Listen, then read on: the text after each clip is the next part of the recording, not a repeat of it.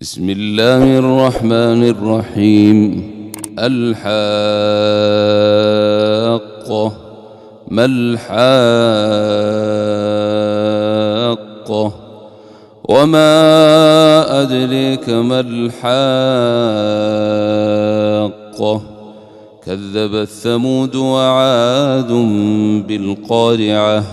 فأما ثمود فأهلكوا بالطاغية، وأما عاد فأهلكوا بريح صرصر عاتية سخرها عليهم 7 ليال و8 أيام حسوما فترى القوم فيها صرعى كأنهم أعجاز نخل خاوية فهل ترى لهم من باقية.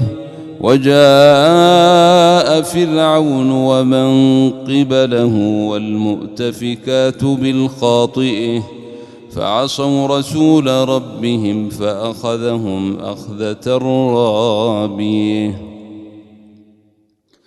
إنا لما طغى الماء حملناكم في الجارية لنجعلها لكم تذكرة وتعيها أذن واعية. فإذا نفخ في الصور نفخة واحدة وحملت الأرض والجبال فدكتا دكة واحدة فيومئذ وقعت الواقعة. وانشقت السماء فهي يومئذ واهية والملك على أرجائها ويحمل عرش ربك فوقهم يومئذ 8 يومئذ تعرضون لا يخفي منكم خافية. فأما من أوتي كتابه بيمينه فيقول هاؤم اقرءوا كتابيه إني ظننت أني ملاق حسابيه فهو في عيشة راضية في جنة عالية قطوفها دانية كلوا واشربوا هنيئا بما أسلفتم في الأيام الخالية.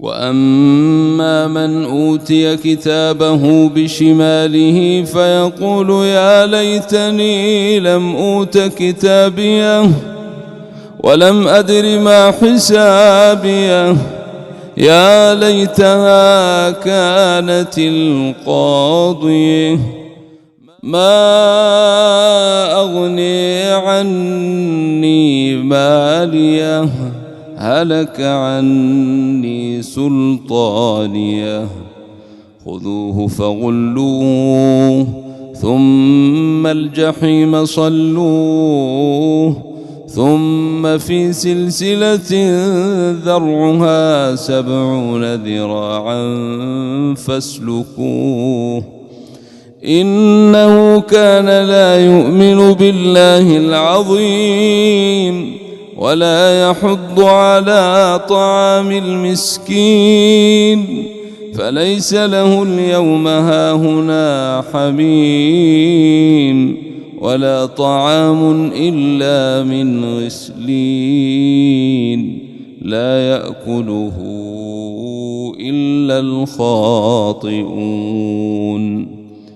فلا أقسم بما تبصرون وما لا تبصرون إنه لقول رسول كريم وما هو بقول شاعر قليلا ما تؤمنون ولا بقول كاهن قليلا ما تذكرون تنزيل من رب العالمين ولو تقول علينا بعض الأقاويل لأخذنا منه باليمين ثم لقطعنا منه الوتين فما منكم من أحد عنه حاجزين وإنه لتذكرة للمتقين وإنا لنعلم أن منكم مكذبين وإنه لحسرة على الكافرين وإنه لحق اليقين فسبح باسم ربك العظيم.